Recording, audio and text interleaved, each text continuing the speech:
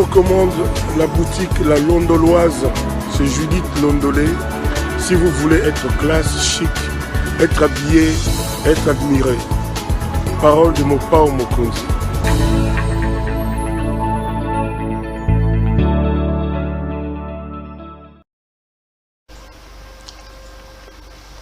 Madame, Messieurs, bonsoir et bienvenue à ce nouveau numéro de l'émission CEPEL Débat, magazine des débats politiques qu'on a lancé ici chez nous à CEPEL Télévision. Des questions importantes qui retiennent l'actualité dans plusieurs domaines sont mises sur la table.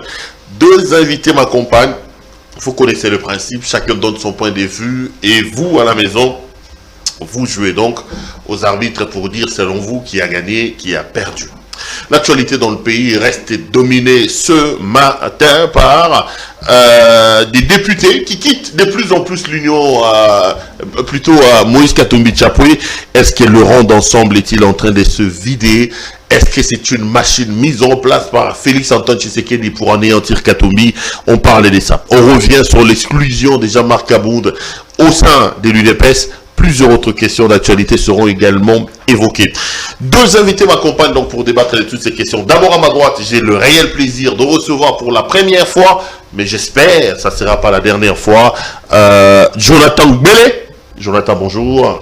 Bonjour cher Pierrot, bonjour à nos nombreux téléspectateurs. Permettez-moi de vous remercier de l'opportunité et vous confirmer que ce ne sera pas la dernière. Chaque fois que vous ferez appel à nos analyses plutôt, nous allons être là pour analyser, penser et réfléchir au public. Je salue également mon débatteur sur ce plateau. Je pense que nos analyses vont permettre à la République d'avancer parce que depuis maintenant 3 ans, nous avons reculé de plus de 10 ans. Merci. Avec une gestion qui n'arrive pas à permettre aux Congolais de nouer les deux bouts de moi tels qu'avoués et confessés devant les Congrès. On en parle dans cette émission. Merci d'être venu. Vous êtes habillé avec truc noir, c'est pour pleurer le pays. Déjà. Non, c'est d'abord un discours irresponsable. Un dirigeant ne peut jamais tenir ce genre de discours, d'autant plus encore. On n'arrive pas à être responsable d'une république si on n'a pas la vision de les relancer. C'est déjà là le détail à faire. Mais nous avons ces bransards simplement parce que nous observons que depuis plus de 10 ans maintenant, plus de 20, même plus de 30, il ne se passe pas une journée sans qu'un Congolais perde la vie. Aujourd'hui, nous sommes réveillés pensant que l'État responsable allait sécuriser tous les Congolais, tel qu'il levait la Constitution, mais parce que la SNEL est défaillante, nous avons perdu des vies humaines. Donc nous pensons avoir ces bransards pour permettre à l'État congolais de se rappeler et d'essayer, tant soit peu, parce qu'il faut le dire, les moyens sont là, mais la responsabilité, la compétence ne l'est pas. D'utiliser sa responsabilité pour préserver les vies humaines.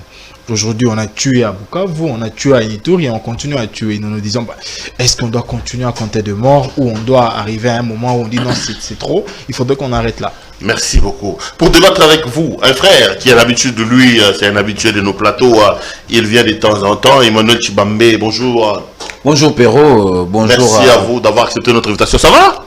Ça va très bien. J'allais profiter de l'occasion d'abord commencer par présenter mes condoléances à toutes les pertes en vie humaine que le pays a enregistrées aujourd'hui ce matin vers le marché de Matadi Kibala. On parle de 26 morts. En tout cas, au départ c'était 26 morts, mais il y a, selon mes sources, on vient de me renseigner qu'il y aurait 2 morts qui sont enregistrés, donc on parlerait de 28 morts. Okay. Déjà, c'est catastrophique, c'est une tragédie. C'est pas ça les responsabilités de la gestion, c'est vous qui êtes au pouvoir, non? J'étais ici en direct avec le ministre de la Communication qui me dit qu'il s'agit d'une foudre qui se serait abattue sur une pylône de la SNEL qui serait tombée. Mais gouverner, c'est prévoir. Vous êtes au pouvoir, ça fait 3 ans. Vous aurez pu éloigner ce marché-là de cette zone-là. Est-ce que ça, c'est pas la défaillance de l'UDPS, de la gestion Tshisekedi? Béro Louara, les conditions dans lesquelles mes compatriotes ont perdu la vie, on me parle ça serait lié à un câble électrique, comme vous l'avez dit, une pylône de la SNEL, comme le ministre Patrick Mouya l'a dit. Moi, je pense que si dans l'année le cas, c'est une calamité naturelle.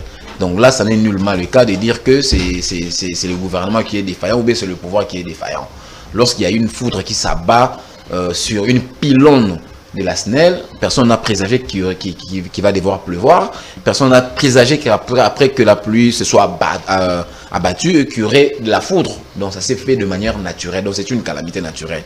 Donc ça n'est nullement le cas, il ne faut pas faire ce raccordement malencontreux, d'ailleurs que moi je considère, moi je pense que c'est une mort naturelle, mais néanmoins, moi je continue à pleurer mes compatriotes, 28 morts c'est trop, donc il y a 28 familles qui ont perdu les leurs, donc c'est trop, et j'ai compatis. C'est pourquoi je ne pouvais pas commencer cette émission sans pour autant présenter mes condoléances à toutes ces familles éplorées. Jonathan, est-ce que vous pensez qu'on doit réduire l'affaire seulement au fait que ça soit une catastrophe naturelle, ou il faut à un moment donné que la responsabilité de ceux qui ont la gestion de la res publica soit mise en cause? Déjà, l'analyse biaisée qu'Emmanuel a faite ici ne doit pas l'être. Pourquoi? Parce que vous vous souviendrez, il y a eu un incendie à Saké qui ont été indemnisés. Et là encore, il faut rappeler que l'État a été responsable. À Kassangoulou, il y en a comme ça les gens. Et lorsqu'il y a 2 pylônes, ça veut dire qu'il faut les entretenir. Pouvez-vous aller enquêter et vérifier dans votre gouvernance à quand datent les derniers entretiens sur ces pylônes-là? C'est la question de la responsabilité de l'État congolais. Et nous poserons la question de savoir ces câbles-là datent de quand? De quelle année? Est-ce qu'on a entretenu? Et aujourd'hui, d'après les informations que nous avons, il n'a nullement été question d'une foudre ce matin. Il n'a nullement été question. C'est seul celui qui allait qui donne le prouver. C'est un premier élément. La seconde, est-ce que l'État congolais ne peut pas anticiper? Est-ce qu'il y a un marché viable en même de contenir toute la population à Matadi Kibala? C'est déjà la question. C'est parce qu'à l'intérieur, il n'y en a plus que les gens sont dehors. Et si les gens sont dehors, qu'est-ce que l'État doit faire? Soit construire, soit imposer l'autorité de l'État. Il impose l'autorité de l'État en demandant à tout le monde d'entrer. Ceux qui ne veulent pas obéir de manière paisible, on les contraint. Est-ce que l'autorité de l'État sur ces coins-là est connue? Matadi Kibala, s'il faut en parler. Il y a quelques temps, nous avons assisté à des séances de morts de personnes avec des véhicules qui non, mais d'ailleurs, lors du conseil du 7, le 7 des janvier dernier, le gouvernement avait décidé de la délocalisation de ce marché-là. C'est déjà le conseil des ministres présidé par Tshisekedi lui-même d'ailleurs. Et lorsque vous avez notre gouverneur qui vous dit ici que j'ai un programme qu'on appelle Kinshasa Bopeto, posez-lui la question dans Kinshasa Bopeto, les volets infrastructures, tu construiras combien de marchés? Il ne vous dit pas. C'est déjà la question. Et donc, dire que c'est une catastrophe naturelle, que le gouvernement n'a rien à voir, vous balayez ça passe pas, parce que les donc la responsabilité du régime Tshisekedi doit être... Je posais une question, à quand remontent les entretiens de ces pylônes-là? On vous dira pas assez. Et moi, j'ai posé la question ce matin, on me dit en tout cas, ça date de plusieurs mois. Alors que ce sont des vies humaines qui sont en danger. Les câbles qui sont logés là, ils sont posés depuis quand? Des années et des années. Pourquoi ne pas entretenir? Vous êtes sûr que la masse ou la capacité pour supporter ces chaleurs-là est la même qu'il y a 10 ans? Non. Sûrement, il y a eu 2 personnes, il y a eu des parcelles construites et les câbles ont été rallongés. Ça veut dire que la charge a augmenté. L'État congolais doit s'assumer. Mais nous posons la question de l'indemnisation ici. Et comme on a l'habitude de le voir, la catastrophe arrive à 5 h, c'est à 10 h qu'on voit les gens venir pour évacuer les corps. Et notre incapacité de l'État congolais. Et même quand l'État congolais arrive, les familles éplorées, qu'est-ce que l'État congolais en fait? Est-ce qu'on vous a déjà parlé d'identification actuellement? Non. On a simplement récupéré les corps, on est parti. Et l'État congolais doit continuer à nous exposer son incompétence dans la gouvernance. Nous disons non. Voilà pourquoi nous demandons aux Congolais de se préparer. Parce qu'en 2023, il faut chasser l'IDPS au pouvoir. Il faut vraiment les chasser parce que nous avons assez cumulé. Non mais Emmanuel, là il vous rencontre. Vous ne pouvez pas disculper le régime, l'État de ses responsabilités. L'entretien, gouverner, c'est prévoir. Non. Ces marchés-là, pourquoi on va-t-il pas délocaliser? Les éléments qu'il met sur la table, ils sont quand même importants. Non, Perrault, ici moi je n'aimerais pas qu'on fasse un raccordement malencontré. Nous parlons ici d'une calamité naturelle. D'abord, il faut que nous nous convergeons, qu'il y ait une foudre qui s'est abattue sur une pylône. Ça on est d'accord, c'est ça la cause. C'est ça la cause qui a entraîné aujourd'hui à la suppression des vies humaines que nous déplorons ici ce matin. Il faut d'abord partir par là. Il y a un fait, oui. J'ai commencé par présenter mes condoléances.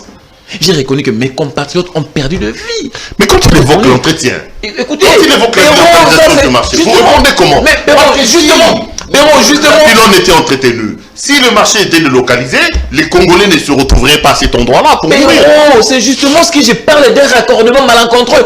Est-ce que Perrault, intellectuel de votre État, vous voulez me dire, même si la pylône était entretenue même il y a 24 heures et que la foudre s'abattait, ça n'aurait pas causé des effets, Perrault? Nous sommes intellectuels. Nous avons quand même la raison, Perrault. Même si on avait entretenu 1 minute avant que la foudre s'abatte, ça aurait causé toujours des catastrophes, Perrault. il n'est pas question de l'entretien. Je ne nie pas, je ne refuse pas qu'il y ait entretien. Je ne veux pas que les gens fassent, que les gens aient un malentendu. Moi, je ne veux pas que, qu'est-ce que je dis, je ne nie pas du fait que ces pylônes souffrent d'entretien. Mais moi, je parle de faits aujourd'hui, les faits qui ont conduit à la perte des vies humaines que nous déplorons ce matin. Ça veut dire qu'il y a eu la pluie, maintenant la pluie s'est illustrée, et la foudre qui s'est abattue sur une pylône. C'est pas un fait, un fait nouveau. Nous avons connu ces genres de cas il y a trouver la responsabilité. Donc ça veut dire trouver la responsabilité, trouver l'engagement de l'État dans ça. C'est justement, moi je ne veux pas être malhonnête. Trouver l'engagement de l'État dans cette situation, c'est être malhonnêtement intellectuel, c'est être intellectuellement malhonnête. C'est une calamité naturelle, mais je rappelle, par rapport à cette tragédie, je rappelle à l'État également la responsabilité de pouvoir prendre soin, surtout la SNEL, le ministère de l'énergie et la SNEL, de pouvoir prendre soin de ces pylônes. On parlait des indemnités, à Katangoulou, à tout ça, on indemnise. Nous avons indemnisé aussi, c'est une autre chose, c'est une autre chose. Ici, je parle aussi, j'ai profité de l'occasion pour passer le message à la SNEL par rapport à la vétusté de ces câbles et des pylônes. Ça, sur ce point, je peux converger avec Maître Jonathan. Mais remettre la responsabilité à l'État congolais, ça c'est un raccordement mal rencontré. Soyons honnêtes, nous sommes des hommes d'État et soyons justes. Il vient de passer un mot en une minute, je vais passer à autre chose. Mais là, il est en train de se contredire. Vous reconnaissez qu'il y a des faux d'entretien? Non, j'ai parlé en ricochet. Je suis pour qu'il y ait entretien, c'est ce que j'ai dit. Je ne me suis pas contredit. Je n'ai pas dit que la mort est causée du fait de la vétusté des pylônes, comme tu l'as dit. Je n'ai pas dit ça. Est-ce que l'entretien vient après le mort ou avant? J'ai dit ceci. Voilà. Même si on avait entretenu les pylônes une minute avant la tragédie, il y aurait toujours ce que nous avons connu ce matin. Je veux vous prouver que votre État est irresponsable. Bon, pas l'État congolais, votre gouvernance est irresponsable. La SNEL a des Toki-Wiki.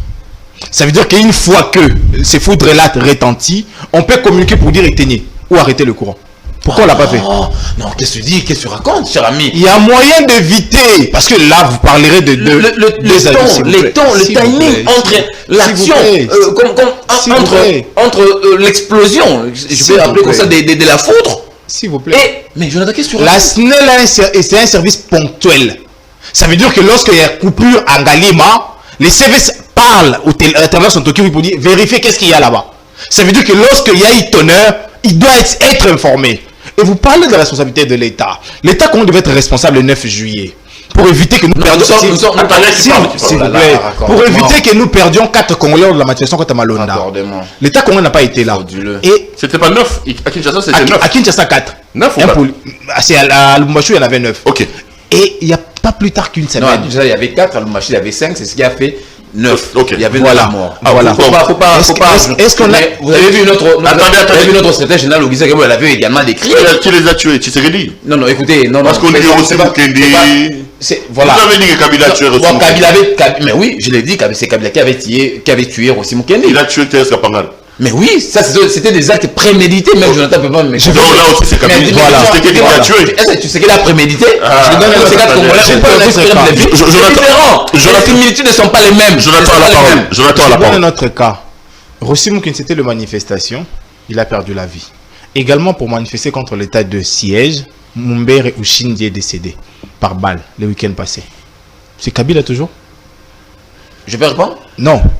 Les Congolais vont comprendre. Deuxièmement, on parle de Davin Kalala. Molesté jusqu'à perdre la vie. Manifestation publique. Davin Kalala de la Mouka, je crois. Ouais, c'est toujours Kabila. Soyez responsable. Lorsque vous causez de mort, assumez. Parce que la police, c'est vous. Donc c'est Tshisekedi qui a tué. Si on dit que c'est Kabila, c'est Tshisekedi. C'est Tshisekedi aussi. Non, c'est pas Tshisekedi. Oh là là. Non, laissez-moi. Alors, je ne veux pas que... Je veux m'expliquer. Emmanuel. Oui. Tu m'as toujours dit que Kabila a tué Rossi Mukendi. Oui, je l'ai dit et je le redirai. Ça a été prémédité. Tu m'as toujours dit que Kabila a tué Thérèse Kapangala, oui. Ok. Ouais. Tu m'as toujours dit que Kabila a tué Chebea. Oui. Mais il te cite les noms Davin Kalala. Écoutez, on peut même ajouter Olivier Mpunga qui est décédé. Voilà. Donnez-moi le temps de répondre. Allez-y. Donc Tshisekedi aussi a tué. Non, Tshisekedi n'a pas tué. Tous ces morts dont je vous ai évoqués, Rossi Mukendi, Thérèse Kapangala et tant d'autres compatriotes qui ont perdu la vie, c'est parce que le régime Kabila les avait déjà étiquetés.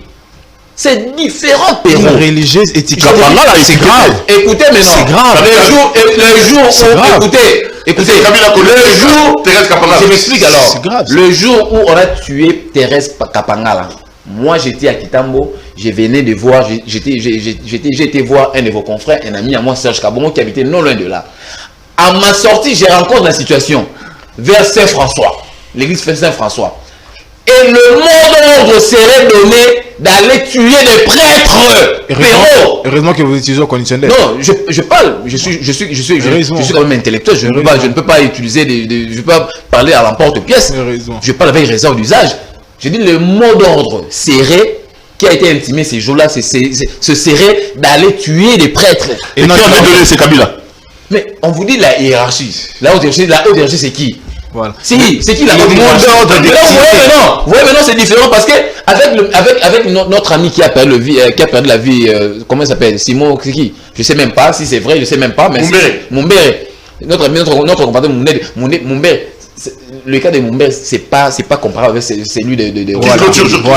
C'est des faits spontanés causés par des éléments de la police, peut-être inconscients. Mais Maître, vous dites qu'il n'y a rien à faire. Si Kabila a tué... Non, il n'y a pas photo. Attendez. Maître, vous dites, il reconnaît que Kabila a tué, et vous dites que Tshisekedi a tué aussi. Attendez, c'est Jonathan qui a la parole. Voilà. Pourquoi faire ces raccordements frauduleux? Pour deux raisons. Un, parce qu'il doit plaire à sa famille politique. Deux, parce qu'il doit survivre politiquement. Je le démontre ici. Mumbere Oshindi, pour la marche qui jadis était déclarée pacifique, atteint d'une balle, il perd la vie. Qui donne l'ordre? C'est toujours la hiérarchie. Et si on remonte la hiérarchie, on voit en primaire le ministre de l'Intérieur, parce que lui, le patron de la sécurité. Qui est d'où? De l'UDPS. L'UDPS qui est géré par qui? Par Félix Tshisekedi. Qui est qui? Les présidents nommés par les congrès. Donc, c'est l'ordre de qui? De Félix Tshisekedi. C'est clair et c'est net à comprendre. Deuxièmement, on parle de prêtres à tuer, mais non de religieuses. Qui va étiqueter Thérèse Kapangala? Et pour quelle raison? Soyez modeste dans le langage. Non, mais Attendez. Vous avez parlé de l'étiquetage. Et je vous ramène là. Et en ajoutant, vous êtes content pour dire l'ordre serait donné de tuer les prêtres. Et non les religieuses. C'est déjà la question. Donc ici, maintenant, dites aux Congolais. Lorsque vous affirmez que Thérèse Kapangala fut tuée par M. Kabila, donnez les éléments à l'appui de cela pour prouver que réellement l'ordre était donné non seulement de tuer les prêtres, mais même les religieuses. Et si l'ordre était donné de tuer même les religieuses, c'est qu'à Lemba, on devait trouver également des religieuses tuées. À Limité notamment. Parce que moi j'étais à Limité. Mais à Limité, on n'a pas perdu les religieuses. Comment vous expliquez ça? Soyez responsables. Lorsque vous avez failli, c'est pas seulement parce... S'il vous plaît. Attendez qu'il termine. C'est pas parce que vous voulez faillir, mais c'est parce que vous êtes incompétent. C'est ça le mot. Qu'est-ce qui est incompétent? La gouvernance actuelle. Parce que la police a pour mission de sécuriser les personnes et leurs biens. Et lors de manifestations publiques, il a la principale mission d'encadrer. Nous ne devons pas perdre la vie. Et c'est dans le geôle de la police, qui du reste dépend de l'attitude du ministère de l'Intérieur, qui est géré par un cadre de l'UDPS, que Olivier pourra perdre la vie. Soyez correct avec vous-même. La moindre des choses, c'est demander pardon d'abord aux personnes que vous avez étiquetées dans le temps et demander pardon aux vies qui sont perdues maintenant. Ou peut-être chercher à réparer. Donc on fait du Kabila sans Kabila, vous voulez dire? Nous sommes dans un état où on a simplement changé de peinture, mais les chauffeurs restent les mêmes. Madame, monsieur, vous suivez l'émission Contre nous soit dit. Deux invités m'accompagnent avec eux. Nous faisons donc la lecture à côté. Je vais juste ouvrir cette parenthèse avant que je rentre dans le vif du sujet. Tu sais qu'il est décédé hier, hein, ça fait 5 ans, le Sphinx de Limité est décédé. J'ai vu le président de la République aller dévoiler un gros monument en sa mémoire. L'image que vous gardez de lui, il y en a aussi qui ont estimé que, en tant que père de la nation, en tant que président de la République, il n'avait plus à se réduire dans le rang du fils biologique. Beaucoup, ou certains Congolais condamnent ce qu'il a fait hier. Ah, mais nous sommes dans un état démocratique. Justement, Félix Tshisekedi, il a instauré la démocratie dans ce pays. Félix Tshisekedi a accepté à ce que la diversité des opinions soit confrontée. C'est ça, effectivement. Il ne peut pas y avoir unanimité 100% que les gens pensent de la même façon que Félix Tshisekedi. Il doit y avoir toujours de ceux-là également qui vont réfléchir contrairement. Donc, s'il y a d'aucuns qui pensent que il ne pouvait pas faire ce qu'il a fait hier, nous respectons leurs opinions. Mais quant à nous, la majeure partie d'ailleurs de Congolais, j'ai vu des gens qui ont salué ces gestes, pensent que c'était un geste louable. Il est venu le rendre des hommages en tant que son papa, son père biologique, et en même temps en tant que son maître. Aujourd'hui, c'est grâce à son combat qui a aujourd'hui engendré Félix Tshisekedi au trône de la République. Donc moi je pense que ceux-là qui réfléchissent, qui disent qu'ils ne pouvaient pas faire ça, ils n'ont nullement raison, ils n'ont aucunement raison. Ce qui s'est fait hier, c'était un geste louable. Par rapport à ça, je voudrais également vous faire signe que moi également j'étais là, j'ai accompagné, j'étais dans la suite du chef de l'État. Je vous ai vu. Ok. Malheureusement dans un pick-up. Au combat policier, j'ai été vu monter sur un... Tu es quand même conseiller d'Asselo, non? Perrault, vous aimez trop la polémique. Je ne suis pas venu parler de ça, Perrault. Moi, j'étais où? Je revenais de l'ULK et j'ai vu le contexte d'Asselo passer avec toi comme un policier. Alors que je te connais conseiller. Le cabinet Asselo ne sait pas organiser des choses pour mettre à l'aise ses propres collaborateurs. Perrault, je ne vais pas entrer dans ce jeu-là. Moi, on est en train de... Peut-être si je me suis trompé, mais je dois t'avoir vu. Non, Perrault. Je t'ai appelé, le téléphone sonné, tu ne connais pas. Oui, c'était moi, mais je ne vais pas entrer dans ce polémique. Tu étais dans la jeep de policier, là? En fait, il y avait plus de la place assise. C'est pour cela que j'étais sur la jeep de la police. C'est pas un secret. C'est un péché. La République de l'UDP, c'est quand même terrible. Non, mais un conseiller ou un... Monsieur Asselo, mais attendez, monsieur le ministre, vous avez quand même un conseiller comme ça, en cravate, vous les mettez dans le commun parce que vous manquez l'argent ou les moyens de locomotion. Perrault. J'ai vu, moi j'ai vu. Oui, vous avez vu, j'ai pas nié. Mais j'ai dit, d'ailleurs, vous m'avez appelé quand vous m'avez vu, j'ai le confirme, mais ce n'est pas le VPM qui me demande de me mettre là, le VPM. Le VPM n'a rien à voir. Votre gestion est quand même terrible. Non, c'est peut-être... Non. Jonathan, un conseiller de... Non, Perrault, c'est un péché qu'un conseiller se mette... S'il vous plaît. Non, c'est moi qui ai la parole. C'est un péché qu'un conseiller se mette dans la type de la police. Il était là, écouté à cette affaire-là. Perrault, ce n'est pas... Vous savez, il faut honorer les forces. Attendez, c'est moi qui ai la parole, non? C'est moi qui fais la police. Je suis sûr. C'est plus que grave de voir un civil monter dans la jeep de l'escorte d'un ministre. Emma, on ne peut pas accepter ça au 21e siècle. Si un malheur vous arrivez là, qui répond? Les têtes pour survivre dans l'élan de vitesse avec lesquels ces jeeps la roulent, vous pouvez supporter ça? Monsieur Asselo, préservez les vies humaines en dépit du fait que vous êtes incapable de sécuriser les Congolais, sécuriser vos collaborateurs. Un collaborateur sur la jeep d'escorte. Et pourtant vous avez une jeep propre à vous, officielle. C'est pas sérieux. Revenons sur Tshisekedi. Non, Perrault, je voudrais rappeler. Revenons sur Tshisekedi. Je voudrais vous rappeler et à Maître Jonathan ainsi qu'à tous nos téléspectateurs que ce n'était pas au VPM, c'est pas le VPM qui m'avait demandé de me mettre sur la jeep de la police. Vos photos sont prises, sûrement. Oui, il n'y a pas de souci. Je sais que vous avez pris des photos, c'est pas un problème. Ne justifions pas les justifiables. Non, le VPM n'y est pour rien. Un civil ne se retrouve pas dans l'escorte. Je n'étais pas sur la liste de ceux qui devraient accompagner le VPM au lieu de non, justement, non. J'ai dit, vous avez allez, on revient. Mais seulement, je voudrais vous rassurer, ce n'était pas au VPM qui devait demander de monter. Allez, revenons sur Tshisekedi. Sur ce plan, vous êtes allé rendre hommage à Tshisekedi. Heureusement que je vois un ami, Wemba, entrer ici. Wemba dit que c'est bien, vous avez enterré Tshisekedi et vous avez enterré le combat de Tshisekedi. Félix Tshisekedi enterre le tshisekédisme et nous instaure aujourd'hui le fatisme. Est-ce que vous pensez que Tshisekedi, que vous êtes allé rendre hommage aujourd'hui, hier plutôt, est fier de la gestion et de la gouvernance imprimée à la tête de la République par son fils Félix Tshisekedi? Perrault, ce n'est un secret de polichinelle aujourd'hui, les Congolais le savent, le monde entier également le savent que le président Félix Antoine Tshisekedi, ainsi que son régime, tout son régime, est aujourd'hui victime de l'opposition, non seulement de l'opposition politique, il y a de l'opposition médiatique, entre autres Eric Wemba, mon ami Eric Wemba, qui était un opposant médiatique farouche au régime. Et à Félix Tshisekedi, c'est un secret des polichinelles. Quand je vois Eric Wemba, je vois un autre ami, un grand ami à moi comme Yves Bouya. Hein, ils sont nombreux. Je ne vais pas citer d'autres parce que je vais heurter certaines sensibilités, mais je ne peux que citer ceux-là parce qu'ils sont des amis qui me sont proches. Je sais qu'entre nous, ça va passer. Mais ils sont nombreux. On est buté à ça. Nous connaissons cette... Donc ce ne sont pas des journalistes, mais des opposants? Non. J'ai dit bien.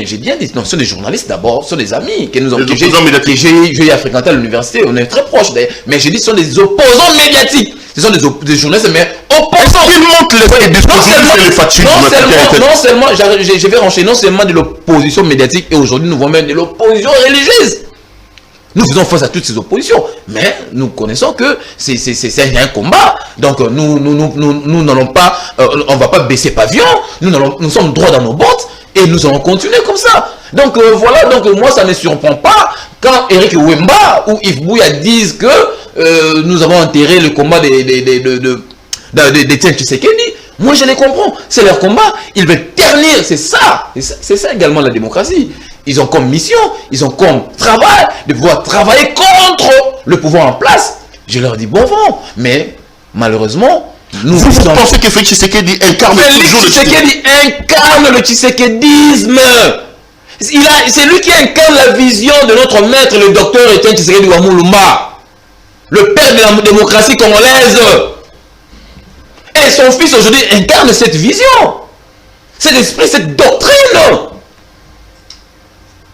Vous voyez? Donc aujourd'hui, nous sommes fiers de Félix Antoine Tshisekedi Tshilombo parce qu'il a pris la relève.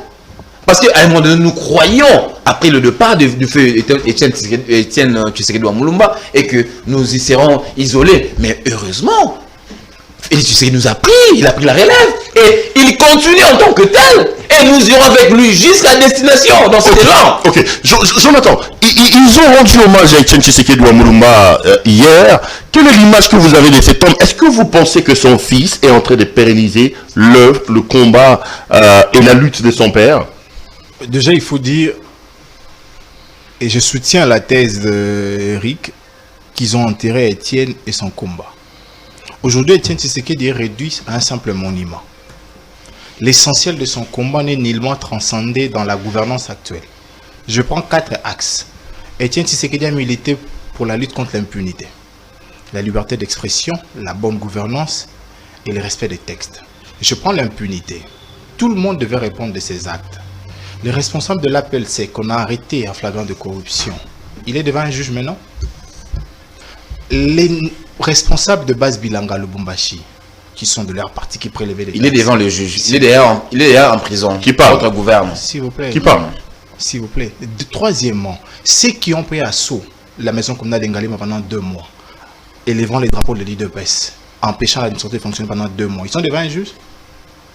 Ceux qui ont entraîné et formé les militaires à Kingabo, base milice de Kingabo, ils sont devant un juge. C'est lui qui a détourné la maison civile.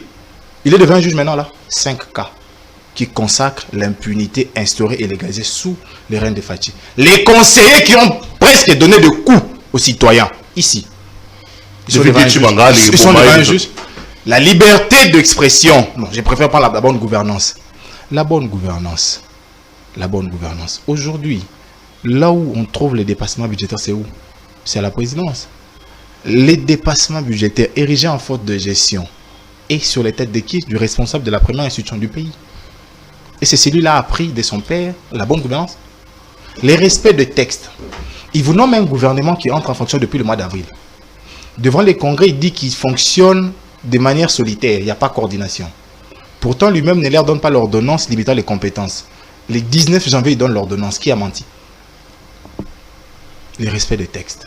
On vous dit que seul le Premier ministre a le droit de présenter un programme pour lequel il est redevable devant l'Assemblée nationale.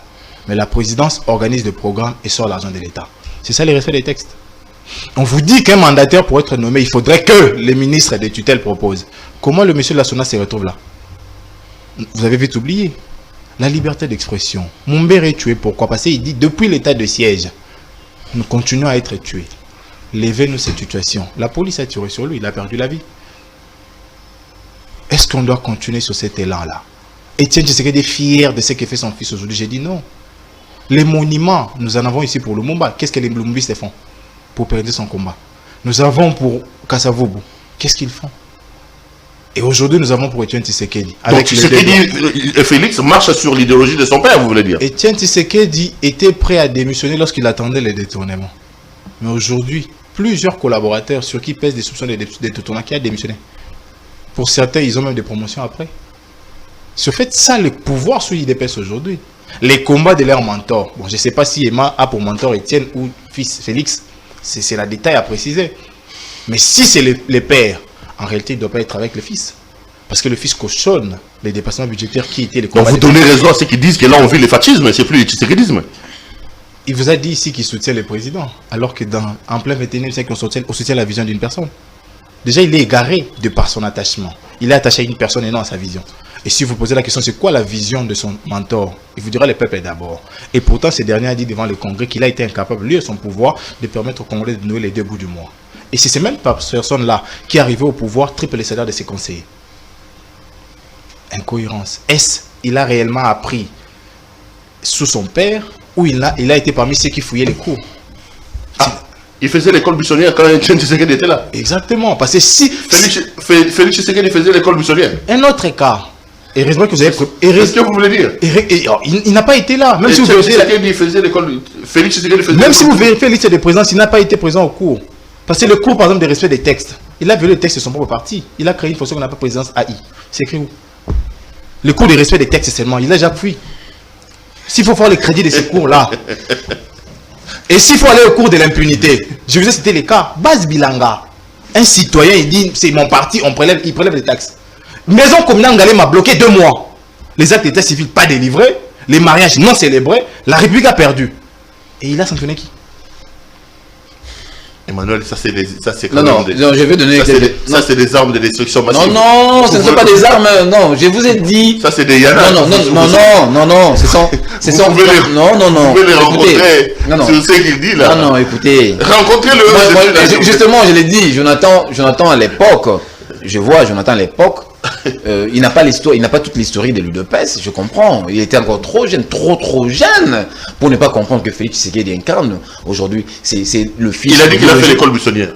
Ça c'est. Il n'assistait pas au cours. Félix Tshisekedi n'assistait pas au cours. Non, moi je ne fais pas ce genre de polémique. Moi je suis un homme d'État, Perrault. Moi je suis un homme d'État. Chez moi, ce genre de langage, ça ne passe pas. Rencontrez-le. Justement, je le rencontre, mais je ne vais pas me. On a l'impression qu'il a sorti l'artillerie lourde là. Perrault, je vous ai dit, moi je suis un homme d'État. Moi je ne me vautre pas dans ces genres de propos enfantins. C'est tellement enfantin. Oh là là. Pas mon nom, c'est enfantin. Écoutez, un peu de courtoisie. Je vais vous donner quelques. Partant de ces exemples, je vous ai dit que ça c'est de l'animosité. Je l'ai toujours dit. Incarné par nos amis de la Mouka et de l'autre camp. Baz Bilanga dont vous faites allusion. Baz Bilanga, le monsieur à Kasumbalesa. Il est aux arrêts, il est entre les mains de l'État, de la justice. Vous êtes avocat d'ailleurs, vous essayeriez informer mieux que moi. Vous essayeriez informer plus que moi. Le nom de monsieur m'échappe un tout petit peu, c'est notre ancien camarade. Il est devant le juge en ce moment, moi je vous parle à Kasumbalesa, monsieur Jonathan, avocat de votre État. Arrêtez de distiller de mensonges. Quand vous faites toute cette litanie de mensonges, vous croyez que vous allez attirer la sympathie des Congolais? Malheureusement, moi, je n'entre pas dans ce... Il a menti dans quoi? Perrault, sur les éléments qu'il a mis en place. Perrault, quand il vous dit Baz Bilanga, il a fait ceci, il n'a jamais été devant le juge, ça c'est un mensonge déjà. C'est un mensonge. Mais il en a cité d'autres. C'est un avocat, il peut se renseigner facilement, il a des entrées dans des tribunaux. Il en a cité d'autres, plusieurs autres. J'arrive. Je suis en train de déceler cas par cas. Je vous informe, il est avocat. Il peut entrer en contact avec ses amis, ses confrères de Kasumbalesa. Ils vous diront que M. Bilanga, il est devant le juge. Jonathan, arrêtez de décider de mensonges. Quand vous faites ça, vous n'allez pas attirer de la sympathie des Congolais. Deuxièmement, Maison communale Ngaliema. Bon, d'accord, vous avez évoqué. Deuxièmement, vous êtes ignorant. À l'époque, moi, j'habitais l'avenue des Écuries. Avenue des Écuries, j'étais à 5 mètres, à 5 minutes de la maison communale. J'étais sur Aringalema, sur l'avenue des Écuries. Chez moi, je voyais la maison communale. Je vous dis, ce n'était pas les militants de l'UDPS qui avaient assiégé la maison communale. C'était plutôt les habitants de la commune d'Engalema, cher ami. Ça aussi, vous avez menti. Et le courage de dire pardon à la population. Deuxième mensonge, ce n'était pas les militants de l'UDPS, c'était les habitants d'Engalema. Et puis, posez-moi la question, pourquoi ils ont assiégé la maison pendant 2 mois, comme vous l'avez dit. D'ailleurs, vous avez compté 2 mois. C'était plus, c'était pas 2 mois. Les habitants de la commune d'Engalema, moi, je suis descendu à plusieurs reprises là sur place pour m'imprégner de la situation. J'ai vu les habitants qui m'ont apostrophé disant que M. Manuel, nous les habitants d'Engalema, nous sommes contre la décision du gouverneur Jean-Tini Ngobila sanctionnant ou qu'est-ce qu'on dit? Sanctionnant le bourgmestre, dire merci Maïban Zilwanga. Je dis, mais c'est l'autorité urbaine, c'est lui l'autorité des tutelles, il les sanctionne. Mais pourquoi? Non, parce que depuis qu'il est là à la tête de la commune, nous avons quand même vu la commune se métamorphoser. Et nous faisons ce sit-in ici pour demander à M. Ngobila qu'il nous donne les raisons fondées, les raisons valables de la suspension du bourgmestre. Dieu merci, Maïban Zilonga. J'ai vu même des mamans qui vendaient des pains de manioc. Moi, j'ai vu. Je n'ai pas vu les militants de l'UDPS si je l'entends ouélé. Donc, il faut arrêter de faire ces raccordements malencontrés. Vous avez vu des Congolais. Donc, vous voulez vous moquer de tous ces Congolais qui habitent la commune de Ngalema, qui ont jugé, parce que nous sommes dans un état de droit. La liberté d'expression, elle est garantie. Ok. Vous voulez dire que vous voulez empêcher tous ces Congolais habitant la commune de Ngalema de réfléchir. Ils ont réfléchi, ils ont vu que l'ancien bourgmestre, l'actuel bourgmestre, fait mieux, il a transformé la commune et nous voulons que le gouverneur nous dise la raison valable de sa suspension. Il faut arrêter de mentir. Donc vous voyez que j'ai déjà décelé 2 exemples pour vous dire que tout ce qu'il a élucidé ici était mensonger. D'accord. Et ces élucubrations fantaisistes n'étaient que mensongères, maître Jonathan Gbele. Allez, maître Jonathan. Il faut arrêter de fantasmer. Je passe à autre chose. Mais bon, les mots qu'il dit sont quand même durs, que j'aimerais que vous rebondissiez en 2 minutes. Il dit que vous êtes un menteur, il balaye ce que vous dites. Non, vous le répondez comment? Permettez-moi, Perrault, permettez-moi. Avec beaucoup d'estime que j'ai envers maître Jonathan, j'aimerais pas dire qu'il a menti. Je ne saurais pas, je préfère utiliser de l'euphémisme en disant qu'il a commis un crime. Tu l'as dit. Maître Jonathan. Il a commis un crime, je préfère utiliser de l'euphémisme. Que le criminel parle. Parce que je n'aurais pas du courage à te dire, maître Jonathan, que tu as menti. Que le criminel parle. En tout cas, tu as commis un crime. Je préfère être ephémique. Tu as commis un crime. Et sachez-le, il n'y a pas de crime parfait. Il n'y en a pas. Tout crime est crime. Il n'y a pas de crime parfait. Que le criminel parle. Allez-y, maître Jonathan. Merci. Monter, il en restera toujours un. Les phénomènes base bilan aujourd'hui totalisent plus de 10 mois. Et c'est quoi ce procès où plus de 10 mois, il n'y a toujours pas de jugement? Emmanuel, vous n'êtes pas obligé de mentir. À ce jour, pour moi, vous avez s'il vous plaît, attendez qu'il parle. À ce jour, les Congolais sont là. Ceux qui habitent Lubumbashi peuvent vérifier. Il n'y a personne qui est interpellé pour ce dossier. Je le suis depuis plus de 10 mois. Attendez. Oh là là. Et de près. Deuxièmement, mon téléphone, il est où? Vous parlez de la question de la maison communale de Ngalema.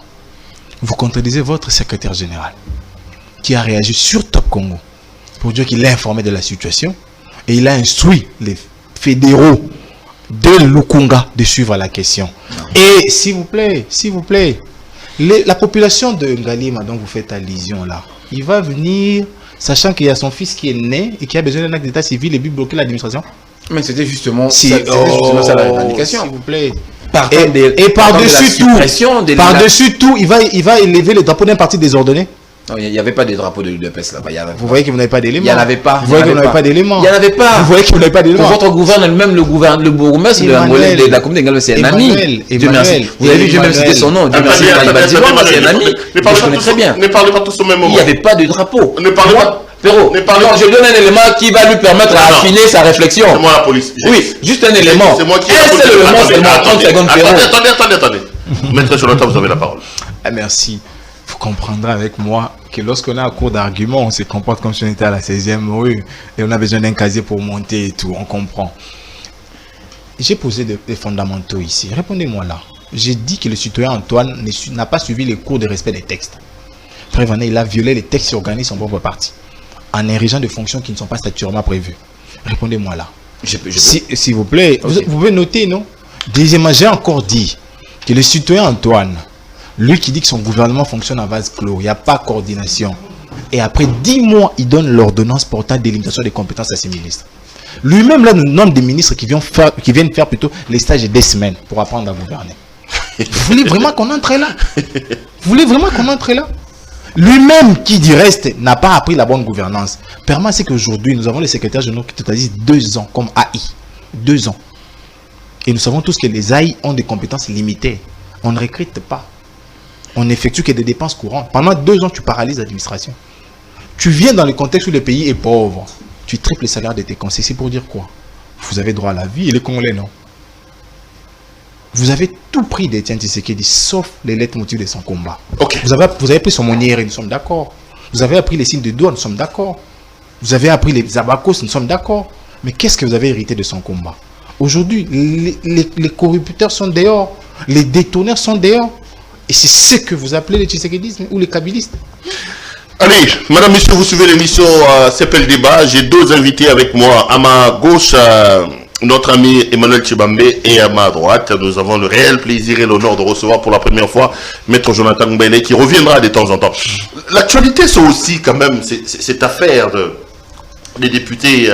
Vous avez suivi, on parle de 40 députés de Moïse Katumbi qui quittent ensemble, qui voudraient bien que Katumbi précise sa pensée. Ils ont réexprimé leur loyauté à Félix Tshisekedi. Ils ont appelé Moïse Katumbi et les cadres de leur parti à dire la vérité. Comment vous interprétez, comment vous analysez cet état des choses? Est-ce que c'est un coup fourré de M. Tshisekedi contre Katumbi, ou c'est plutôt l'expression de la liberté dans un pays de démocratie? Cher Perrault, j'aimerais déjà dire aux Congolais que le malheur que nous avons, c'est d'avoir un parlement indigeste. Nous avons les sénateurs qui sont arrivés sous pied de corruption. Vous vous rappelez de la plainte de Bombole Itole, le Zolobambi, Aléa Tundu, qui ont tous dénoncé pour dire que pour ces élections-là, les billets de banque circulent. Qui de ces députés provinciaux a été poursuivi? Personne. Venons aux députés nationaux. L'ensemble de tous ces députés-là, aucun ne vous présentera les procès verbaux qui lui permettent d'être là comme député. Personne de tous ces députés-là, il peut s'élever et dire, bon, ça va, j'ai un procès verbal où j'ai 10 qui me permettent d'être ici comme député. C'est déjà un problème.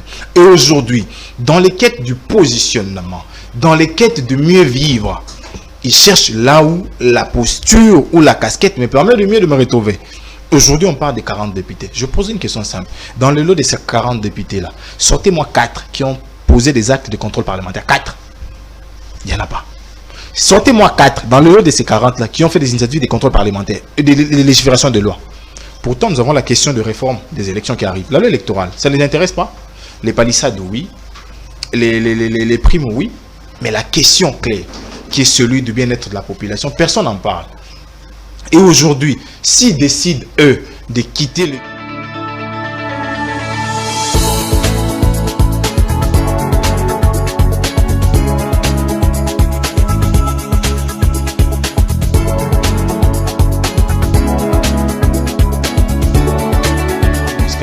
pour aller ailleurs, c'est simplement parce qu'ils sont inconstants. Et dans l'inconstance, on comprend qu'il y a deux types de personnes. Il y a le moins connaisseur et les ignorants. Les ignorants sont ceux qui sont arrivés là de manière prématurée, donc brisqués par le pouvoir, et ne sachant quoi faire, il est ballotté à tout bout de schéma. Aujourd'hui, si M. Moïse promet d'ajouter de plus dans ce qu'ils obtiennent, ils vont revenir. C'est ça la carte. Et lorsque vous entendez des députés qui confirment leur loyauté à une institution de la République, pourtant ils ont un mandat du peuple, c'est déjà un problème. Parce qu'en réalité, tout ce que les députés font doivent être pour et au nom et pour le compte d'une population qui du reste est porteur de leur mandat. Mais lorsqu'on vous dit non, nous réaffirmons notre loyauté au président de la République et nous promettons de lui donner la majorité. La majorité là vient de qui? De la population. Ce n'est pas une loyauté envers un peuple, mais c'est plutôt une loyauté envers... Donc c'est une déclaration personnelle, mais Tshisekedi n'a rien à voir. Vous ne voyez pas la main du pouvoir là-dessus, parce qu'il y en a qui estiment que c'est une opération, une machine de débauchage mise en place par le régime Tshisekedi contre Katumbi. Nous sommes en politique. Cette déclaration arrive quand? Après une semaine où un des proches collaborateurs de M. Katumbi a tenu une émission ici, où il a dit notamment que RAM c'était du vol. Et après quoi, il n'y a pas eu de poursuite, il n'y a pas eu d'acte d'État posé par nos députés. Et aujourd'hui, la question du positionnement s'impose. Parce qu'avec M. Katumbi, c'est la question du silence. Et ce silence-là dérange. Pourtant, ces élus-là veulent se retrouver. C'est un peu comme ça a été le cas le PPRD. Un certain Liaou qui s'élève et dit, bon, je suis du PPRD, mais je préfère aller là-bas. Il oublie que dans son PPRD-là, quelqu'un a payé la caution pour lui. Il oublie que depuis qu'il est député, il n'a jamais fait des initiatives de contrôle parlementaire. Et c'est le cas de ces 40 députés-là. Donc nous pensons, nous, qu'aujourd'hui, la machine mise en place par M. Antoine, c'est pour amener tous ces députés-là à rejoindre son camp. Et pour en faire quoi? C'est ça la question. Parce que ce qui est obtenu dans la fraude est utilisé dans la fraude. Et la fraude ne fait que faire saigner la République. Parce que vous vous souviendrez, le collectif des députés de 26 provinces ont clairement dit ici que M. Mbosso, dans ses sorties médiatiques ou dans ses activités populaires, utilisait l'argent de l'État. Et avec qui? Avec ces députés-là. Emmanuel, vous avez la parole. Il dit que l'objectif de ces déclarations-là, c'est M. Tshisekedi qui veut récupérer ces députés-là et il se pose la question pourquoi en faire. Vous lui répondez comment? Non, mais parce que dans leur subconscient, en fait, dans leur conscience, ils croyaient que M. Moïse Katumbi, il était omnipotent et il n'est géré que par une fracture entre Moïse Katumbi et M. Félix Tshisekedi. Mais aujourd'hui, le fait d'attendre la déclaration des députés nationaux venant du parti de Moïse Katumbi, réaffirmant l'air loyauté au chef de l'État, ça devient un problème. Et puis, ça bouleverse leur calcul. Ils se disent, mais de plus en plus, M. Félix Tshisekedi devient très fort. Parce qu'eux ne jurent que par l'écroulement de M. Tshisekedi. C'est ça tout simplement les discours. Or, aujourd'hui, vous avez vu, avec cette politique du chef de l'État, même les députés provinciaux et nationaux, ils ont dit non, nous sommes à même de pouvoir accompagner le chef de l'État, nonobstant tout ce qu'il rencontre comme soubresaut, mais on ne peut pas accepter qu'un membre de notre famille politique puisse s'ériger en obstacle. C'est pour cela, vous avez vu la déclaration de tous ces 40 députés nationaux de l'Assemblée pour la République. Alors, du côté de nos amis d'en face, des Jonathan et des Lécidés, tout consort, la Mouka, ne peuvent qu'appréhender de façon négative. Ils ne peuvent que ajouter, chercher des mots. Non, M. Tshisekedi a fait ceci, il a soudoyé, il a stipendié, il a fait tout ceci. C'est tout à fait normal. Mais aujourd'hui, Maître Jonathan, ces députés ont choisi du camp de la population, le camp du peuple. Ils ont compris que leur mentor, c'est le camp de Félix Tshisekedi, en fait, c'est ça. Donc, ils ont compris que leur mentor n'a aucune raison de pouvoir se substituer en obstacle devant le président de la République. C'est pour ça qu'ils ont choisi de pouvoir demander, rappeler à l'ordre à leur mentor, parce qu'ils l'ont dit, mais nous appartenons à la même famille politique. Nous avons accepté d'accompagner le chef d'État dans sa vision. S'il y a quelque part quelque chose qui est en train de claudiquer, il faut quand même que nous qui sommes venus l'accompagner, nous puissions lui prêter main forte. Mais si nous nous érigeons en même temps comme obstacle, ça veut dire que notre appartenance ici dans l'union sacrée ne vaut plus rien, ne vaut rien. C'est pourquoi ces 40 députés, d'ailleurs moi je salue leur initiative. C'est un geste à louer et à applaudir, cher ami. Il ne faut pas seulement voir, non, mais Tshisekedi a donné ceci, il a fait ceci, il a fait cela. Non, cette pratique-là que nous avons tant décrié chez nous, ça n'existe plus, Maître Jonathan. Félix Tshisekedi, c'est un envoyé de Dieu. Vous allez lutter, vous allez militer contre lui. Il n'y a que donc si vous militez, vous luttez, vous le faites la guerre, c'est Jésus-Christ qui va vous barricader. C'est ça. C'est Dieu qui va vous barricader. Je vous ai dit, Félix Tshisekedi, il faut applaudir, il faut dire merci à Dieu parce que nous avons envoyé Félix Tshisekedi. Depuis 1960, nous avons connu Tshisekedi comme 5e président. Et les 4 on va dire merci à Dieu parce qu'en 3 ans, Tshisekedi a fait quoi? Là, ça renvoie aussi un problème de bilan. Pourquoi vous voulez voir Tshisekedi fasse tout dans 3 ans? Dites-moi un peu, Perrault. Non, je n'ai pas dit ça. Dites-moi. Je n'ai pas dit que... Perrault, gardez-moi cette question. Gardez-moi cette question en 2023. Je la pose. En 2023, je la pose. Tshisekedi a fini son quinquennat. Attendez. Maintenant, évaluons-le. Je la pose. Dieu nous a envoyé M. Tshisekedi. Tu dis qu'il faut remercier Dieu. Je suis congolais. Oui. Pourquoi dois-je remercier Dieu d'avoir envoyé Tshisekedi? Alors, souffrez que je vous dise pourquoi il faut remercier. Souffrez, ne m'interrompez pas. Perrault, je vais d'ailleurs demander commencer à noter. Perrault, je reviens encore à cette question. Ça, moi, toutes les fois que tu me poses cette question, moi, je reviendrai sur ça, Perrault. Aujourd'hui, tout le monde a la latitude de prendre son micro, de prendre sa caméra, de prendre son iPhone, de prendre son smartphone, de pouvoir se faire des vidéos, même critiquer le président de la République, même de façon farouche. Et il n'est pas inquiété. Les agents de l'agence nationale des renseignements ne font plus leur travail comme avant. Donc c'est un bilan. Perrault, c'est un bilan. Ok, oui. C'est un bilan. Parce que même toi, je rappelle, et puis je le dirai, je te prends toujours comme exemple, Perrault. Toi, tu as été victime dans ce pays, dans ce pays lors du régime passé. Oui. À cause de ta raison, à cause à cause de tes droits. Or, aujourd'hui, ça n'existait plus, ce genre de pratique. Tu as été même contraint, Perrault, de fouiller ta résidence, de fouiller de t'éclipser, de vivre très loin de ta famille. Ta femme et tes enfants t'ont manqué depuis un temps parce que tu réclamais ce qui était tes droits dans une entreprise Digital Congo. Personne n'est ignorant. Ton histoire a fait rage à travers la République. Il y a eu à un moment donné dans ce pays la République des hommes forts. Ces histoires n'existaient plus dans ce pays, dans le régime de Tshisekedi. Ça, c'est un bilan, il faut aussi applaudir. Parce que tout Congolais aujourd'hui est devenu, tout Congolais est devenu, et tout Congolais aujourd'hui vit de façon égale. Il n'y a pas de super Congolais. Aujourd'hui, moi, je peux intenter un ministre en procès. Je peux intenter un général. Là, c'est ce qui n'était pas le cas lors du régime passé. Ça, c'est un bilan également. D'accord. Tu sais nous amener quelque chose de nouveau. Ok. Aujourd'hui, Jonathan Mbele peut critiquer Tshisekedi de façon farouche. Il ne sera pas inquiété. Il va sortir ici à bord de son véhicule, il va entrer, il va rouler. Et il ne sera pas inquiété. Okay. Ce n'était pas le cas de régime Autre passé. chose. Autre chose dans notre pays. Nous avons vu des compatriotes chassés volontairement à cause de leurs opinions politiques. Donc on leur a même taxé d'être apatrides. On leur a arraché la nationalité. Vous connaissez l'histoire. Moïse Katumbi, par exemple. Moïse Katumbi, par exemple, et d'autres, ils sont nombreux, les Salomon Escadela. Mais dans notre régime, tu sais, on a dit, plus question de ces histoires, tout Congolais va vivre heureusement dans son pays. Tout Congolais doit vivre heureusement pendant mon règne. Mais ça, c'est un bilan.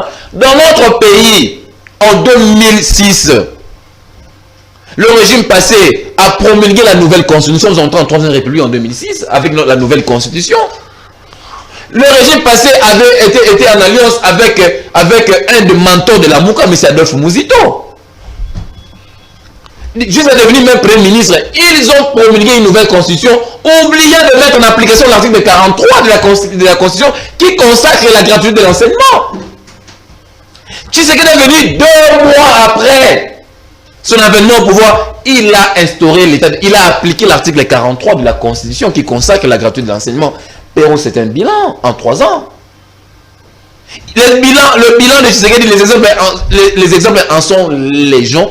J'ai toute une litanie. Je vous dis, ne serait-ce que pour ça, on doit quand même applaudir. En 3 ans, attendons alors la fin de son quinquennat. D'accord. Et puis on reviendra sur CP Télévision. On va dire voilà en 5 ans. Parce que les gens pensent que Tshisekedi doit tout faire en 3 ans. Non. Détrompons-nous. Détrompons-nous. Maître, Ouais. est-ce que vous n'exigez un peu pas trop à Tshisekedi? Est-ce qu'il n'a pas trouvé un pays dans le gouffre? Est-ce qu'il n'a pas trouvé un pays totalement mort, comme lui-même l'a dit?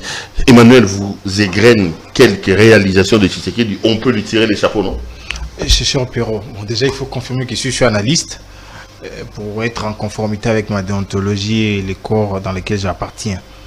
J'attends ici un compatriote qui dit applaudir des personnes qui sont inconstantes. Je comprends, je me suis vite rappelé de l'inconstance politique de Etienne Tshisekedi. J'ai vite compris qu'Emmanuel ne pouvait que faire ça. Etienne Tshisekedi, MLC Lumumba, MLC Kalonji, Konako, MPR, IDPS, 13 parlementaires aujourd'hui. Donc, c'est au fait ça. C'est normal qu'Emmanuel puisse soutenir les inconstants, les gens sans idéaux dans leurs égarements.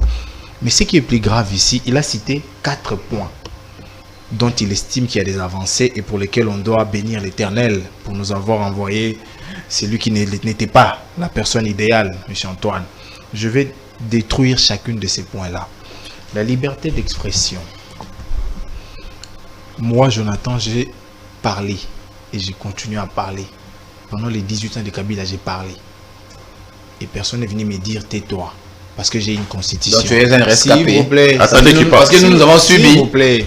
J'ai une constitution qui me dit que tu as l'article 17 qui te permet de parler. Toi qui me demandes de me taire, dis-moi si tu as un autre document qui interdit cela. C'est déjà le premier élément. Deuxièmement, vous avez parlé de l'ANER.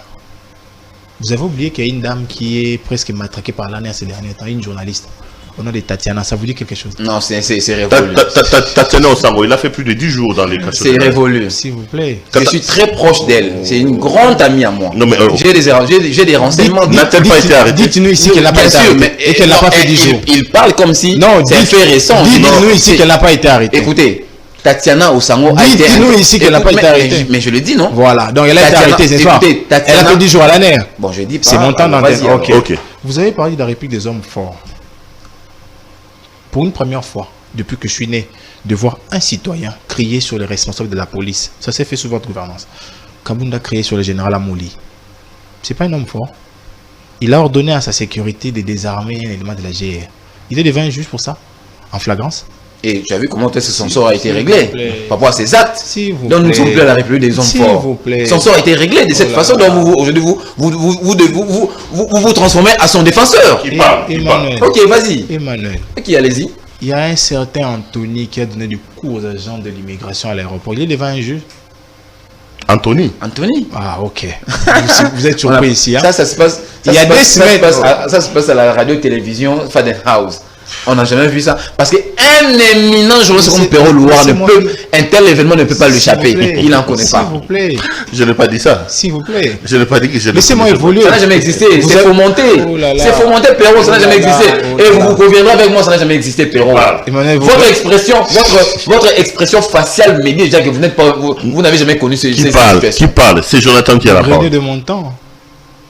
Vous avez pas... soit tronqué, il faut quand même que je puisse réagir. Allez-y. Vous avez parlé des Congolais contraints en exil. Vous avez cité Moïse Katumbi et ils sont nombreux. Salomon.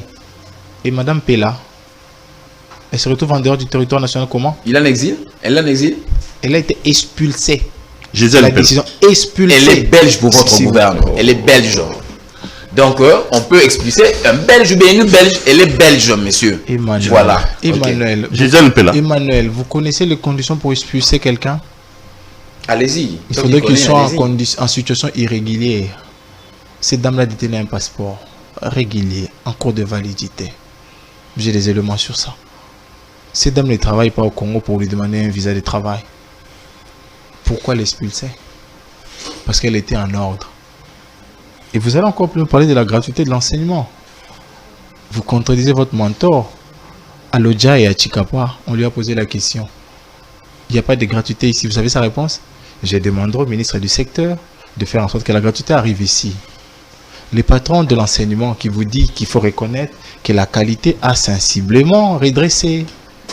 Et c'est ce que vous voulez faire. C'est ce dont vous voulez faire l'apologie ici. D'avoir régringolé la qualité de l'enseignement de mon pays. D'avoir fait en sorte qu'aujourd'hui, en l'espace d'avoir 30 élèves par salle, on a 140. C'est ça le problème. Donc nous pensons, nous, que vous êtes tous sauf compétents pour diriger. Sauf compétents. Allez, on va terminer. Je voulais prendre ces tout derniers termes. Est-ce qu'il faut qu'on parle encore de l'exclusion des Kabound? Oui, j'estime. Maître, vous êtes avocat. Il y en a qui estiment que la procédure n'a pas été respectée en excluant Kabound. Je prends les aspects droits, je prends aussi les aspects politiques. Est-ce que vous pensez que Kabound a été dûment exclu ou radié de son parti? Et est-ce que l'UDPS ne s'est-elle pas tiré une balle à la jambe avec l'exclusion des Kabound? Déjà, je rappelle encore, je suis analyste ici, mais je vais porter des opinions, presque des droits. La première de toutes, M. Kabound, président, a eu une fonction qui n'existait pas. Et destitué, radié par une commission. C'est concevable. Premier élément. Parce qu'il y a la théorie de l'acte contraire. Celui qui l'a donné ces fonctions-là et laisser la lui retirer et le mettre à la disposition de cette commission-là. Premier élément. Deuxièmement, M. Kabound est de ceux qui, jadis, nous ont dit ici que je pense me retirer. Parce que je n'épouse pas la thèse de ceux qui voient le mal chez les autres. Je ne pousse pas la thèse de ceux qui pensent que seules les promesses peuvent nourrir une population en famille. Est-ce qu'il a dit faux? Nous disons non. Et c'est parce qu'il n'a pas dit faux que ça dérange. Aujourd'hui, si on a été en même de créer des fonctions qui n'existaient pas pour M. Kabound, ça veut dire qu'on avait des raisons de croire en lui. Est-ce c'est parce qu'il s'est migré ou il a changé d'orientation dans votre combat que ces traitements-là lui est réservé? Nous disons encore non. Donc nous pensons, nous, que dans cette mésaventure, nous pensons que M. Antoine, systématiquement avec son frère Kabound, a décidé de l'écarter pour venir peut-être créer une nouvelle donne pour les perspectives à venir. Mais cela nous échappe pas parce que nous nous préparons à tout éventualité. Il veut créer un opposant à lui. Voilà. Nous préparons tout éventualité. C'est une mascarade. C'est un théâtre de chez eux, propre à l'immédiat. Parce qu'aujourd'hui, s'ils ont été à même de créer une fonction qui n'existait pas dans les statuts pour lui, ils doivent nous dire pourquoi ils ont laissé une commission, qui du reste n'est pas l'autorité qui doit donner cette fonction-là, le destituer. Ok. Emmanuel, vous l'avez suivi? Je sais que vous êtes religieusement.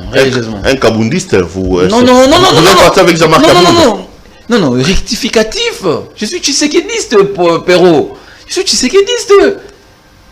Jean-Marc Kabound et moi sommes des tshisekidistes. On a tous adhéré au combat, à l'idéologie tshisekidiste. Non, il faut rectifier avant que je vous réponde, Perrault. Ça, c'est désacraliser Le tshisekidisme dont moi aujourd'hui, la doctrine tshisekidiste, il faut rectifier votre question, Perrault. Rectifiez là, comme ça je vous réponds, Perrault. Non, je posais la question alors. Non, mais je me sens mal à l'aise lorsque vous me présentez comme non, je posais la question. Donc vous ne l'avez pas suivi. Non, non, Perrault, il faut faire la part de choses. C'est pas que je... Écoutez, je parlais de Jean-Marc Abound à l'époque. Je suis communicateur du parti. Quand je communique pour le parti, et je dois communiquer pour la hiérarchie. À l'époque, il était parmi la hiérarchie du parti. C'est pourquoi je communiquais. S'il y avait de communiquer allant dans ce sens-là, je le faisais. Dès lors qu'il ne fait plus partie de notre formation politique, pourquoi je parlerai de M. Jean-Marc Abound qui aujourd'hui se conjugue au passé? Alors c'est terminé quoi? C'est terminé. Il est déjà exclu du parti, c'est terminé. Nous restons avec Tshisekedi, c'est lui notre maître. Nous avons tous adhéré à l'UDPS, nous suivons tous, même Kabound, nous suivons Tshisekedi. Il vous dira c'est Tshisekedi notre maître. On ne peut pas servir, on ne peut servir de maître. Vous connaissez la chanson? On parle de Tshisekedi d'Etienne, hein, pas celui-ci. Écoutez, je vous dis la vision d'Etienne Tshisekedi d'aujourd'hui est incarnée par Félix Antoine Tshisekedi Tshilombo Perrault, qui je vous dis en anglais pour que vous compreniez. Non, le parti est familial alors. Non, ce n'est pas question que le parti. Après, ça sera Christian Tshisekedi. Non, chez nous, ça ne se passe pas comme chez eux. Vous avez vu, après le décès de Tshisekedi, il y a eu un congrès qui a été organisé au sein du parti. Où son fils a été porté. Son fils, c'est un Congolais comme tous les Congolais. Il a été challengé à M. Paul Tshilombo. Ils sont nombreux. Et les gens ont porté leur chose sur Tshisekedi. Vous voulez nier ça? Donc Tshisekedi n'est pas... Il est Congolais. L'arrangement a été fait. Quel arrangement? Voyez maintenant. Vous ne voyez que des trains qui n'arrivent pas en gare. Quel arrangement a été fait? Les élections sont faites à ciel ouvert la journée, pas la nuit, la journée. Et les gens ont porté leur choix. Nous avons tous, même moi j'ai porté mon choix à Félix Tshisekedi. Moi n'a pas. Dites-moi. Moi n'a pas. Mais dites-moi, il n'est pas congolais. C'est interdit. Est-ce qu'il était plus méritant pour ces postes-là? Mais écoutez, il y a eu des challengers. Lui là. Seigneur, la réponse. Dites-moi. Mais dites-moi tous. Est-ce qu'il était plus méritant que les autres? Alors moi maintenant j'ai des rétorques de la question. C'est tous ces challengers étaient plus méritants que Félix Antoine Tshisekedi. Il est question de présenter son programme. Les gens ont été séduits du programme présenté par Félix Antoine. Voyez-vous, Félix a un programme. Lorsqu'il y avait des challengers... Emmanuel, Félix a un programme. Je peux vous répondre. Comment on l'appelle? Je peux vous répondre. Pour l'IDPS, les programmes pour l'IDPS. Je peux vous répondre. Donnez le nom de ces programmes. Lors du congrès, messieurs, oui. J'étais congressiste également. Oui. Comment on appelle ces programmes-là? Et s'il vous plaît, écoutez, j'assumais à l'époque, parce que je ne l'assume plus, j'assumais des hautes fonctions à la Ligue des Jeunes.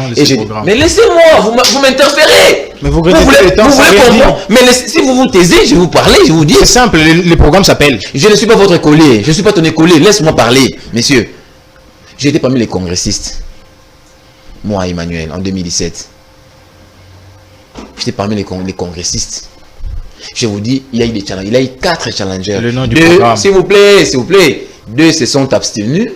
Et au finish, il y a eu Félix Antoine Tshisekedi Tshilombo et le professeur Paul Tshilombo. Votre ami d'ailleurs, Perrault. Vous serez mieux informé que moi. Vous êtes ami au professeur Tshilombo. Mais laisse-moi, messieurs. Lors du débat contradictoire, vous avez vu, c'est même dans le net, dans les réseaux sociaux, entre Paul Tshilombo et Félix Antoine Tshisekedi Tshilombo, vous avez vu le débat. Et Tshisekedi a présenté sa vision.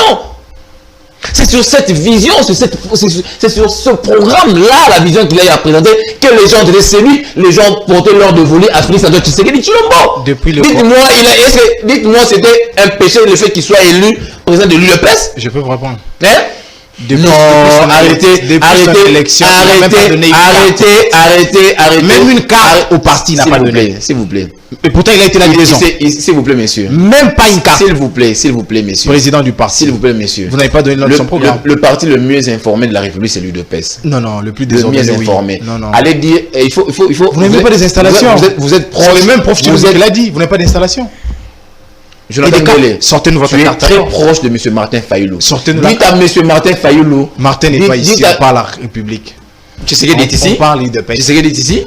On parle UDPS ici. Dites à monsieur, d'abord pour... Est-ce que vous avez... D'ailleurs, Tshisekedi ne fait plus partie de l'UDPS pour votre gouvernement. Mais madame, il ne fait plus partie de l'UDPS. C'est grave.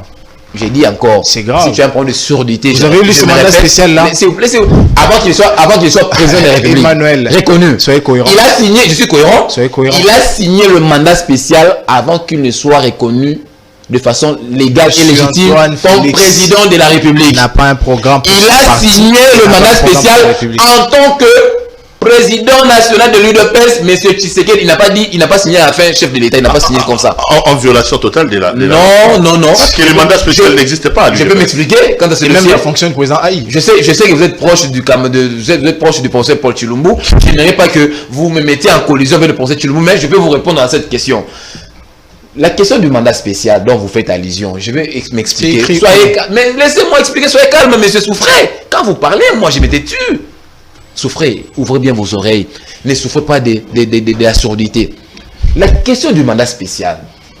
Dans notre statut, dans son article 26, il est stipulé en cas d'empêchement définitif du président national. On parle maintenant du triumvirat dont vous voulez évoquer. On a dit en cas d'empêchement définitif du président national. On a bien mentionné l'adjectif définitif. Or, dans le cas d'espèce, notre président national élu aujourd'hui président de la République, il n'était pas empêché définitivement. Il a un empêchement, oui, mais qui est momentanément. Qui est momentané. Ça veut dire qu'il a un mandat de la République après ce gars, il peut retourner. Prenons le cas d'espèce. En 2023, tu sais qu'il dit, j'ai réfléchi à haute voix. Félix il dit, voilà, moi je renonce à me représenter, je vous présente un candidat ou bien mon dauphin. Bon, on va élire ce dauphin certainement. Et il peut rentrer comme président national du parti. Parce qu'il a été empêché, mais momentanément, pas définitivement. Maintenant, l'article fait allusion à un empêchement définitif. Maintenant, nous nous sommes retrouvés dans une situation où le président national est empêché momentanément. Vous voyez maintenant la nuance. Empêchement, il est empêché définitivement, il n'est pas empêché définitivement, mais il est empêché momentanément. Maintenant, qu'est-ce qui est arrivé? Nos juristes du parti, ceux qui ont rédigé le statut, ils n'avaient pas prévu cette situation-là que nous avons connue, que le président de la République, le président du parti soit élu président national, et le président national du parti soit élu président de la République. C'est pourquoi on ne peut pas accepter l'inadmission du parti. Qu'est-ce qui est arrivé? Toutes ces structures du parti se sont convenues de pouvoir octroyer un mandat spécial à M. Jean-Marc Aboun à l'époque, secrétaire général du parti. C'est ça la question. On va finir les amis. Vous ne maîtrisez pas vous ne maîtrisez pas l'historique. Posez-moi la question. Je vais vous renseigner, cher ami. D'accord. Je pense que je vous ai ingurgité de la matière. C'est faux. En fait, si je comprends bien, observant cette impasse-là, vos juristes ont créé l'illégalité. C'est Emmanuel qui le dit. Ça c'est notre. Écoutez, ça c'est votre entendement. S'il vous plaît. Je parle avec de preuves à l'appui. Les statuts que moi j'ai lus de l'UDPS au journal officiel ne parlent nullement d'une fonction qu'on appelle président AI. Oh, non, ça veut dire que vous n'avez pas saisi. S'il vous plaît. Vous n'avez pas saisi. S'il vous plaît, Emmanuel. Et il est dit dans ces statuts-là que c'est le président qui nomme le secrétaire général, pas une commission. Et même pas un président AI. Monsieur Kabila, là où vous êtes, ces gens n'ont même pas cru qu'il devait être un jour à la tête du pays. Voici que vous leur avez offert cette opportunité. Vous avez cherché, comme l'a dit Kabouya. Vous leur avez donné. Et nous souffrons à cause de vous. Emmanuel, lorsque les textes ne prévoient pas la moindre des choses, c'est de rentrer dans l'organe qu'il a adopté. C'est le Congrès. Pour que l'on corrige et que l'on intègre. Ce n'est pas en créant une illégalité. Et vos juristes là, je suis prêt à dire aujourd'hui qu'ils ne sont pas juristes. Ils sont étudiants en droit. C'est terminé. Mais au moins, moi, je vous ai ingurgité de la matière pour que vous arriviez à comprendre la nature du mandat spécial. Un grand plaisir. Il faut arrêter de fantasmer sur le mandat spécial qui a été rédigé et octroyé en bonne et due forme. Des mécaniciens juristes. Ça vient de toi. Tu en es seul.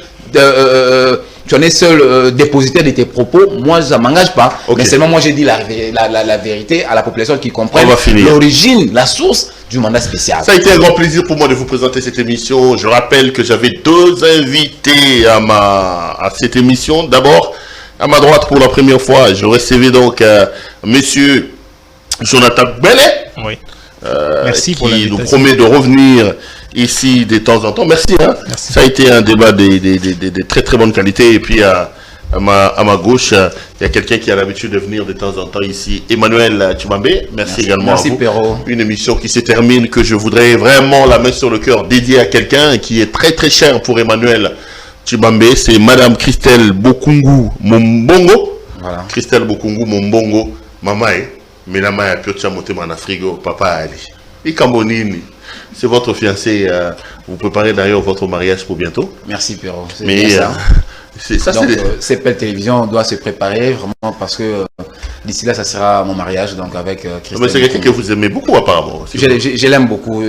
J'en ai qu'elle, donc il n'y a pas deux. Il n'y a pas deux. Il n'y a pas mieux à son meilleur. Il n'y a pas mieux à son meilleur. Ok. Donc il n'y a que Christelle beaucoup. Donc c'est elle qui comble mon cœur. Voilà. Ah bon. Je l'aime beaucoup. Alors, en tout cas, il n'y a pas mieux à son meilleur. Elle doit être la femme. Je n'ai jamais vu deux. Elle doit être la femme la plus heureuse de la planète. Voilà.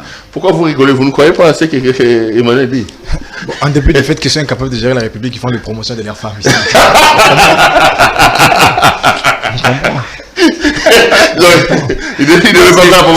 C'est une de l'autre qui nous amène au grand marché, on détruit et il va donner des gifles aux gens. C'est un peu c'est même théâtre que nous vivons ici. Il ne veut pas saluer. Il est dans les véhicules d'escorte. Non, je ne peux pas saluer. Allez, passer dans les véhicules. Mais c'est votre belle-sœur, non? Vous aussi glissez un mot, non? Glissez un mot, votre belle-sœur. Madame Christelle, nous vous aimons beaucoup, mais il faut demander à votre futur époux de joindre les camps des compétents. D'accord. L'émission est complètement terminée. Grand merci à vous de nous avoir suivis. Retrouvons-nous demain pour un autre numéro. Bonsoir chez vous.